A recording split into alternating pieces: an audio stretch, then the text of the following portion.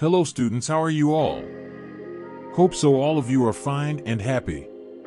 Welcome to my YouTube channel, Biology in Seconds.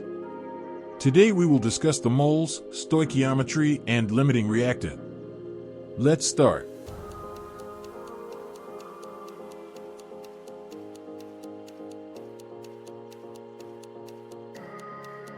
Discuss some of the questions from the topic moles और उसी के साथ साथ हम कनेक्ट करेंगे स्टोइकियोमेट्री को और limiting reactant and actual yield के टॉपिक्स को और you can see some of the questions over here. इन तमाम क्वेश्चंस को डिस्कस करेंगे और कौन सी टेक्निक्स इनमें अप्लाई करनी है. So we are just going to discuss these things. Okay जी, so let's have a look on the question number 1. बेटा, it is mentioned if you are provided with 29.25 grams NaCl is dissolved in water to make 2000 cubic centimeter of solution, find M means molarity, find the concentration. ठीक है. So बेटा, we have to find out the moles. सबसे पहले chemical जो formula use करना है वो याद कर लें. Moles is equals to molarity multiply by v, that is the formula. तो बेटा लेकिन हमारे पास मोल्स नहीं है. आपके पास NaCl दिया हुआ है ग्राम्स में. It means you are given with the mass of the NaCl. तो NaCl का हम पहले मोल्स निकाल सकते हैं. 29.25 divided by 58.5, that will give you 0.5 moles. Now we can use this value over here. 0.5 equals to m multiply by volume. बेटा volume के बारे में आपको बताया था कि whenever it is given to you in the cubic centimeter, तो आपने उसको कन्वर्ट करना है क्यूबिक डेसीमीटर में by dividing it with 1000. यहाँ पे 2000 वैल्यू है तो 1000 से डिवाइड कर दें and you will get simple 2. ठीक है. तो I am using 2 over here. That is in cubic decimetre. मैंने यहाँ पे मेंशन कर दिया ताकि आपको ये चीज़ क्लियर हो जाए कि we have converted this from cubic centimetre to cubic decimetre. ठीक है. तो बेटा ये 2 यहाँ पे आके डिवाइड हो जाएगा and you will get 0.25 mole per cubic decimetre. That would be your answer. ठीक है. So B is the answer, required answer है हमारा. ठीक है. क्वेश्चन नंबर 2 देखें. You are given with sodium hydrogen carbonate. Sodium hydrogen carbonate decompose होता है and it is producing sodium carbonate after decomposition, carbon dioxide and H2O. This is the balanced chemical equation that is given to you. बेटा आपने देखना यहाँ पे 6 moles given है आपको question में. एग्जामिनर पूछ रहा है कि 6 moles सोडियम हाइड्रोजन कार्बोनेट आपके पास है. How much volume of carbon dioxide it can produce. तो यहां पे 2 चीजों को डिस्कस किया जा रहा है, NaHCO3 और कार्बन डाइऑक्साइड को. बेटा कार्बन डाइऑक्साइड कितनी प्रोड्यूस होएगी उसका वॉल्यूम आइडेंटिफाई करने के लिए we must have the moles first. ठीक है. तो यहां पे 6 मोल्स हैं in the balanced equation. 2 moles आपको सोडियम हाइड्रोजन कार्बोनेट के दिए हुए थे, वो प्रोड्यूस कर रही थी 1 मोल. सो बेटा अगर 6 होंगे तो it can produce how many moles, that must be 3. तो इट मींस 3 मोल्स है कार्बन डाइऑक्साइड के. Now remember your previous concept. 1 mole produces 22.414 cubic decimetre volume. तो बेटा 3 मोल्स कितने करेगा, 3 multiply by 22.414, that would give you the volume. So answer would be 66 something around this. So C इसके पास की value है. So we'll select the option C. Are you getting this point? बेटा question number 3. आपने moles का concept पढ़ा था कि जितने मोल्स होते हैं वॉल्यूम के साथ उसका कंपैरिजन. एवोगैड्रोस लॉ में आपने पढ़ा equal number of moles of the gases will occupy same volume, ठीक है। तो यानी कि मोल्स और वॉल्यूम का रिलेशनशिप है आपस में। अगर 10 क्यूबिक सेंटीमीटर है कोई hydrocarbon, that is completely burn. बेटा कंप्लीट बर्न करने का मतलब है it must produce carbon dioxide. Incomplete combustion will give you carbon monoxide and complete combustion will give you carbon dioxide. If we are burning any hydrocarbon completely burnt in the presence of excess oxygen, the total products volume, जितने भी उसके products बनेंगे, is 70 cubic centimeter। बेटा एक hydrocarbon जिसका आपको volume given है that is 10 cubic centimeter, वो 70 cubic centimeter products प्रोड्यूस कर रहे हैं। So which one is correct out of these three options? बेटा अगर ये 10 है और एग्जामिनर कह रहा है कि 70 प्रोडक्ट्स बन रहे हैं, 70 क्यूबिक सेंटीमीटर बन रहे हैं प्रोडक्ट्स, यानी कि 7 टाइम्स रिलेशनशिप है। It must be 70 cubic centimetre. कोई भी जो प्रोडक्ट बनेगा वो 70 होना चाहिए। लेकिन यहां पे मोल्स कितने हैं? It has 1 mole, it has 3 moles, 1 mole and 1 + 2 total 3 moles हैं। तो 1 मोल और 3 मोल से तो 3 टाइम्स इंक्रीमेंट हो सकता है। अगर वहां पे 10 क्यूबिक सेंटीमीटर है तो यहां पे in this equation there is 30 cubic centimetre, not 70, ठीक है।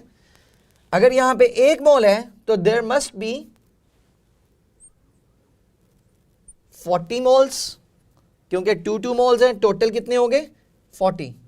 It is producing 4 moles of the products. If we have 1 mole over here, so it is producing 7 moles. तो बेटा अगर ये 10 क्यूबिक सेंटीमीटर है तो it can produce 70 cubic centimetre, because we have a same relationship. 1:7 को observe करना है हमने। अगर किसी भी रिएक्टेंट का, गैसियस हाइड्रोकार्बन जो रिएक्टेंट यूज हो रहा है, अगर उसका 1 मोल होएगा तो प्रोडक्ट्स के 7 मोल्स होंगे, 1:7। अगर 10 क्यूबिक सेंटीमीटर है, in that case 70 cubic centimetre होएगा। अगर यहां पे 1 क्यूबिक डेसीमीटर होता रिएक्टेंट तो प्रोडक्ट्स 70 क्यूबिक डेसीमीटर होते। तो are you getting this point? 10 cubic decimetre, 70 cubic decimetre, 1 cubic decimetre, 7 cubic decimetre. So 1:7 की रेशियो को आपने इवेलुएट करना था, ठीक है। So by using this concept we can conclude our result. क्या आंसर होएगा? That is C. Okay ji, now have a look on the question number 4. How much mass of aluminium is there in 204 grams of aluminium oxide? बेटा ये 4th question को I am going to solve over here. Solution. बेटा एक aluminium oxide है Al2O3. It has how many aluminium atoms? 2. And it has how many oxygen atoms? 3. ठीक है, 3 oxygen atoms. I am mentioning atoms, ठीक है। आपको कहा गया एल्यूमिनियम का मास कितना होएगा। सो एल्यूमिनियम ऑक्साइड और एल्यूमिनियम एटम में देयर इज 1:2। तो बेटा अगर आपके पास एल्यूमिनियम ऑक्साइड के मोल्स पता चल जाएं तो we can relate those moles with the aluminium as well, ठीक है। तो एल्यूमिनियम ऑक्साइड का आपको मास गिवन है 204 ग्राम है, that is divided by it's formula mass. बेटा 27 मल्टीप्लाई बाय 2 कीजिए, that is 54। 54 plus 48, it would be around 102 I think. 27 multiplied by 2, that is 58, plus that is 48.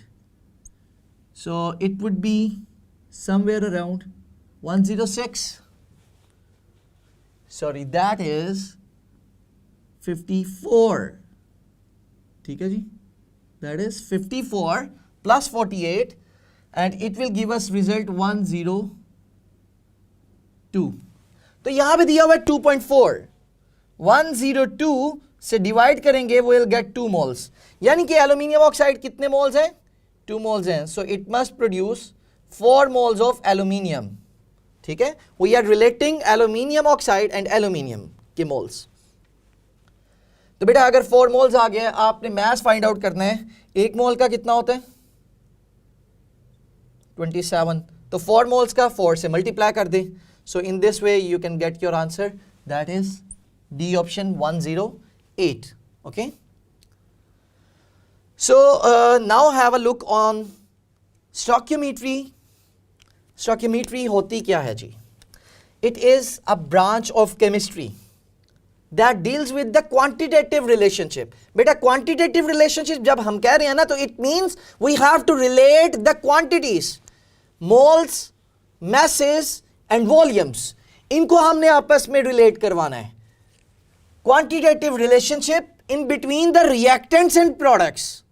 Reactants और products के दरमियान में कोई relationship होएगा. We have to discuss that relationship in stoichiometry. ठीक है, in a balanced chemical equation. This is one of the most important point. अगर balanced equation नहीं है, we cannot get any exact relationship in between reactants and products. बेटा कुछ steps हैं, आसानी से आप कैलकुलेट कर सकते होगे. आपको ज़्यादातर क्वेश्चंस में ना कोई भी गिवन क्वांटिटी दी जा सकती है. तो जो भी गिवन क्वांटिटीज गिवन है ना आपको क्वेश्चन में, सबसे पहले आपने करना है मोल्स को आइडेंटिफाई. फॉर एग्जाम्पल आपको कहा हुआ है, जैसा कि इस क्वेश्चन में देखो, कैल्शियम कार्बोनेट है, कैल्शियम ऑक्साइड है एंड कार्बन डाइऑक्साइड है. After the decomposition of calcium carbonate it produces calcium oxide and carbon dioxide. Examiner has given you this information और he is asking to calculate the mass of carbon dioxide. देखो यहां पे relationship, you can observe the relationship. Reactants और products के दरमियान में एक relation है. Examiner is giving you the information about the reactants और आपसे पूछा जा रहा है कि प्रोडक्ट्स बताओ कितने होंगे. या तो कोई भी क्वांटिटी उनकी पूछी जा सकती है, मोल्स पूछ सकता है, मास पूछ सकता है, वॉल्यूम पूछ सकता है. ठीक है, तो फर्स्ट स्टेप क्या होएगा, जो भी आपको इंफॉर्मेशन प्रोवाइड की गई है क्वेश्चन में, आपने उससे मोल्स को आइडेंटिफाई कर लेना है. ठीक है, आपको यहां पे गिवन है जैसे कि 0.1 kg of calcium carbonate. Convert करो इसको, 100 ग्राम आ गया. Calcium carbonate 40 plus 12 plus 48 it is 100. सो यानी कि यहां पे 1 मोल की बात की जा रही है. आपको कैल्शियम कार्बोनेट का प्रोवाइड किया गया बेटा 1 मोल. ठीक है, पहला स्टेप तो आपने कैलकुलेट कर लिया, कंप्लीट हो गया. दूसरे स्टेप में क्या करना है, use the molar ratio method. Ratio method में क्या करना होता है, आपने पहला स्टेप आपने उन 2 क्वांटिटीज को मेंशन करना है जिनके दरमियान में रिलेशन है. वो है कैल्शियम कार्बोनेट और कार्बन डाइऑक्साइड. कैल्शियम कार्बोनेट आपके पास कितने मोल्स है, बैलेंस्ड केमिकल इक्वेशन में देखना है. First you have to look into the balanced chemical equation. Balanced chemical equation में you have 1 mole over here and you have 1 mole over here. फिर आपने जो required information थी वहां से जो moles को निकाला है उसको कैलकुलेट करते हुए यहां पे लिख देना है. तो आपने कैलकुलेट किया कि 1 मोल प्रोड्यूस कैल्शियम कार्बोनेट का आपको प्रोवाइड किया गया है, तो यानी कि कार्बन डाइऑक्साइड का भी 1 ही मोल प्रोड्यूस होएगा because they have equal molar ratio. तो बेटा 1 मोल कितना प्रोड्यूस करता है, 22.414 क्यूबिक डेसीमीटर वॉल्यूम. अगर वॉल्यूम पूछा जाएगा तो आप ये मेंशन कर दोगे, और अगर मास पूछा जा रहा है तो 1 mole equal to mass over mr होता है. mr यहां पे आके मल्टीप्लाई हो जाएगा, that is 44 multiply by 1 equals to mass. So your answer is 44 grams carbon dioxide can produce by the decomposition of 100 grams calcium carbonate. Are you getting this relationship? कि बेटा दोबारा एक मरतबा सुने, सबसे पहले आपने मोल्स को कैलकुलेट कर लेना है, जो भी इक्वेशन में आपको गिवन क्वांटिटी होगी, मोल्स निकाल लिए, फिर बैलेंस केमिकल इक्वेशंस को इक्वेट कर दो, और जो आपको इंफॉर्मेशन प्रोवाइड की गई थी और जिसके आपने इंफॉर्मेशन आइडेंटिफाई करनी है उनको कंपेयर कर लो, उनके मोल्स को, ठीक है। कंपेयर किया, इन this way you can get the unknown moles, moles of the required substance. यहां पे मेरे पास क्या था, कार्बन डाइऑक्साइड, मैंने वो कैलकुलेट कर लिया। Then find the other physical quantities, mass और वॉल्यूम इफ आस्क्ड। अगर आपसे एग्जामिनर पूछ रहा है मास बताएं, तो आप मास निकाल लोगे by using the simple formula mole is equals to mass over mr। और या तो अगर कोई गैस है उसका वॉल्यूम भी पूछा जा सकता है, तो वॉल्यूम के लिए क्या होएगा, volume divided by 22.414 equals two moles, ठीक है। और अगर आपको कोई सॉल्यूशन की बात की जा रही है, तो बेटा सॉल्यूशंस के अंदर क्या करना होता है, molarity multiply by volume, that will give you the number of moles. तो by using these three formula we can conclude our results, ठीक है। एक क्वेश्चन और फर्दर करते हैं so that we can refine this concept of stoichiometry. Okay, have a look on this question, question number 5। बेटा it is mentioned कि आपके पास है शुगर C12H22O11, वाटर में ऐड किया, आपके पास बन रहा है ethanol. Actually we are doing fermentation, that is slow biochemical process which takes place in the presence of certain enzymes, जिसमें हमें मिलता है एथेनॉल, ठीक है। Ethanol and the by product in this case is carbon dioxide, ठीक है। So question क्या है उस पे देखते हैं। फर्मेंटेशन का एक क्वेश्चन, इक्वेशन आपको मेंशन है, इक्वेशन में आपको शुगर दी गई है, शुगर को फर्मेंट किया है, डाइल्यूट सॉल्यूशन लिया गया, एथेनॉल बन गया, कार्बन डाइऑक्साइड बन गया। एग्जामिनर इज आस्किंग कि कार्बन डाइऑक्साइड का वॉल्यूम क्या होएगा, produce from the fermentation of 0.17 kg of sugar. यानी कि दो कौन से सब्सटेंसेस हैं, दो कौन सी ऐसी चीजें हैं जिनका आपस में रिलेशनशिप डिस्कस किया है। बेटा one is carbon dioxide and the other one is sugar. आपने रिलेशनशिप आइडेंटिफाई कर लिया। फर्स्ट स्टेप क्या मैंने आपको बताया था कि मोल्स निकाल लिया करो, जो भी क्वांटिटी आपको गिवन होएगी।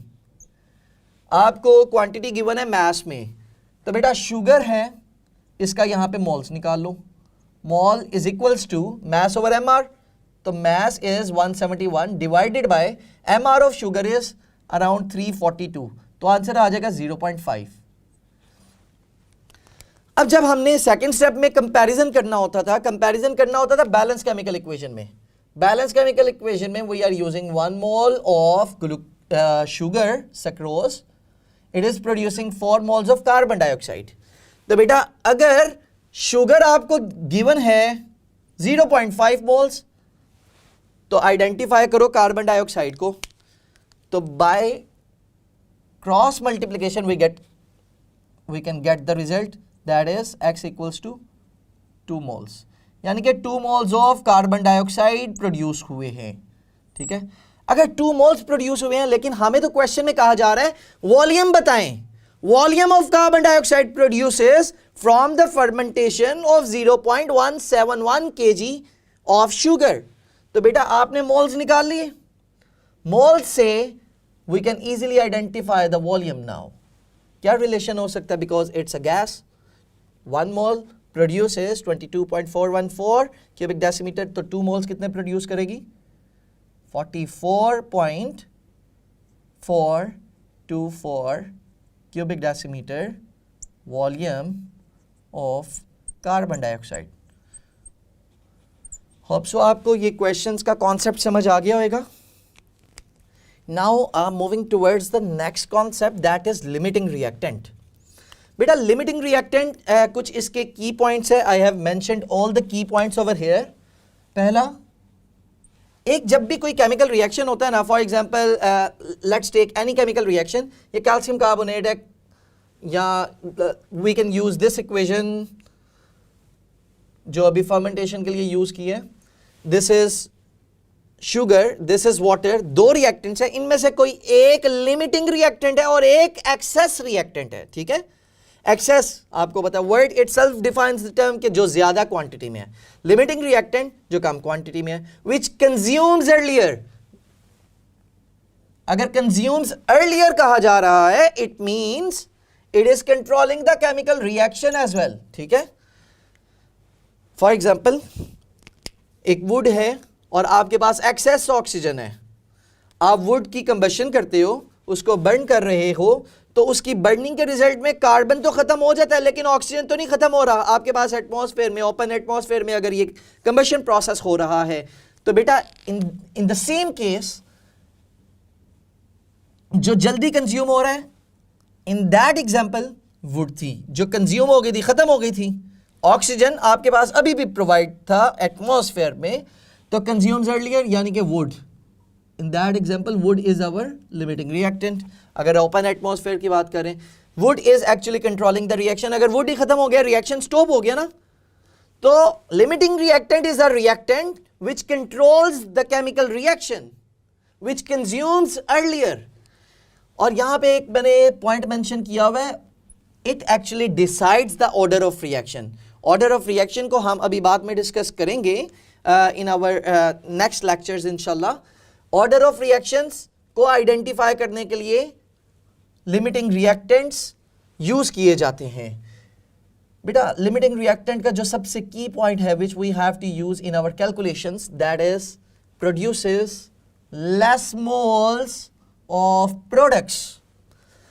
बेटा वो सब्सटेंस होता है जो लेस प्रोडक्ट्स को प्रोड्यूस करे, ठीक है, which produces less products, less moles of the products, ठीक है। तो that is our limiting reactant. For example I have taken 3 different cases. Hydrogen है आपके पास, ऑक्सीजन के साथ it is reacting and produces H2O molecule. Which one is limiting reactant out of these two? आपके पास hydrogen की भी कोई quantity given है, ऑक्सीजन की भी क्वांटिटी गिवन है। You have to relate those both reactants with the moles of products. बेटा H2 है, रिलेट करवाओ H2O से, ऑक्सीजन है, रिलेट करवाओ H2O से। How many moles are there in the balanced equation? 2, जो कि 2 ही वाटर के मॉलिक्यूल्स प्रोड्यूस कर रहा है। ऑक्सीजन के कितने मोल्स हैं? 1, और 2 वाटर के मॉलिक्यूल्स प्रोड्यूस हो रहे हैं। तो बेटा पहले तो बैलेंस केमिकल इक्वेशन को हमने रिलेट करवा दिया, और अब आपको जो गिवन क्वांटिटीज थी उनके मोल्स कितने कितने हैं। If you are given with 10 grams of hydrogen, it means we have 5 moles of hydrogen. तो अगर 5 मोल्स होंगे तो 5 मोल्स ही वाटर के प्रोड्यूस कर रहा है hydrogen. Oxygen is 64 grams, 1 oxygen is 32, 2 oxygen के मोल्स होंगे तो 64 grams बनेगा। तो 2 moles of oxygen are given to us in this question. तो 2 moles होंगे तो बेटा it must produce 4 moles of H2O। तो बेटा which is producing less moles? Obviously oxygen. Oxygen is producing 4 moles. तो बेटा oxygen is the limiting reactant in this case. ये है इस पॉइंट की explanation. The limiting reactant produces less moles of the products. इन दोनों reactants में से hydrogen is producing 5 moles of the product, oxygen is producing 4 moles of the product. That's why oxygen is limiting reactant in this case. Okay, second case में देखते हैं। You have H2, 6 moles हैं, यानी कि 6 grams है, sorry. So 6 grams का मतलब हुआ we have 3 moles of hydrogen according to this particular question. बेटा ऑक्सीजन के 96 grams गिवन है। 96 grams का क्या मतलब हुआ? 32, 32 and 32. It means it is also having 3 moles. Relationship क्या है यहाँ पे? हाइड्रोजन और वाटर का देयर इज 2:2. तो if we have 3 moles of hydrogen, it is producing 3 moles of H2O. Oxygen की बात करें, O2 और वाटर के दरमियान में रिलेशनशिप क्या था? We have 1 mole over here and 2 moles over here, 1:2 है. So if we have 3 moles over here, so it must produce 6 moles. तो बेटा ऑक्सीजन ज्यादा मोल्स प्रोड्यूस कर रहा है वाटर के in this equation, in this example. तो बेटा hydrogen is considering as a limiting reactant.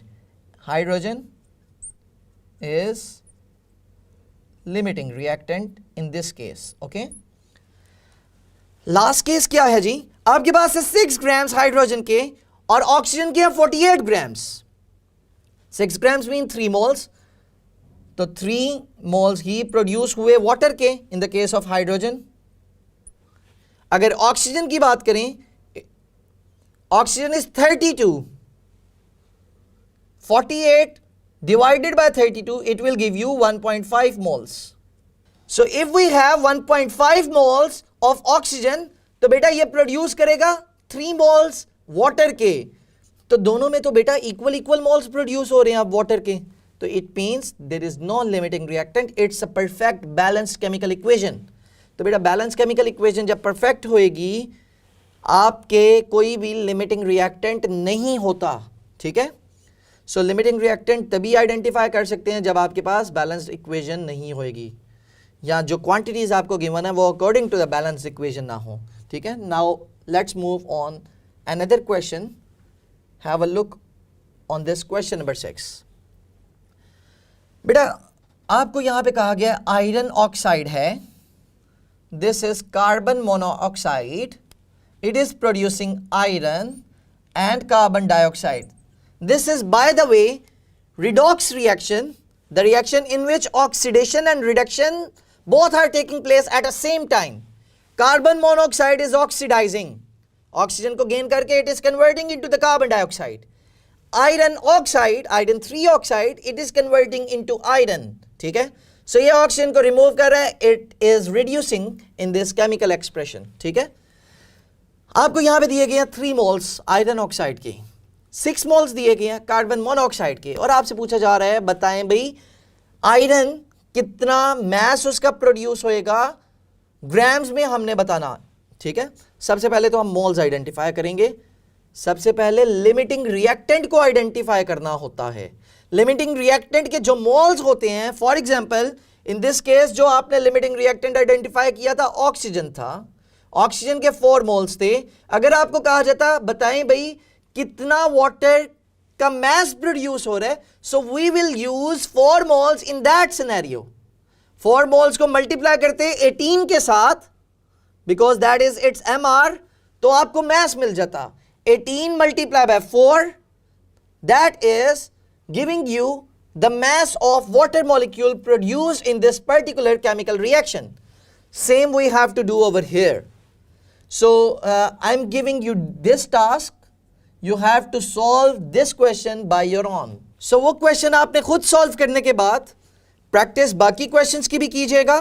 ठीक है, और इस क्वेश्चन को खुद सॉल्व कीजिएगा और कमेंट्स में आप लोग मेंशन कर सकते होगे अपना आंसर, और एग्जैक्ट आंसर हम वहाँ पे भी मेंशन कर देंगे.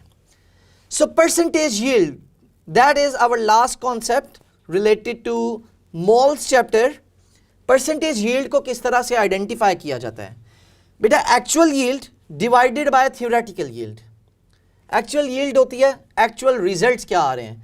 जब हम कोई एक्सपेरिमेंट परफॉर्म करते हैं तो वहां पे जो रिजल्ट्स आ रहे हैं that is actual yield. Theoretical yield जो आपको जस्ट केमिकल इक्वेशन से वी इवेलुएट, वी कैलकुलेटेड कि जो एक बैलेंस केमिकल इक्वेशन आपको रिजल्ट्स दे रही होती है. ठीक है, that is our theoretical yield.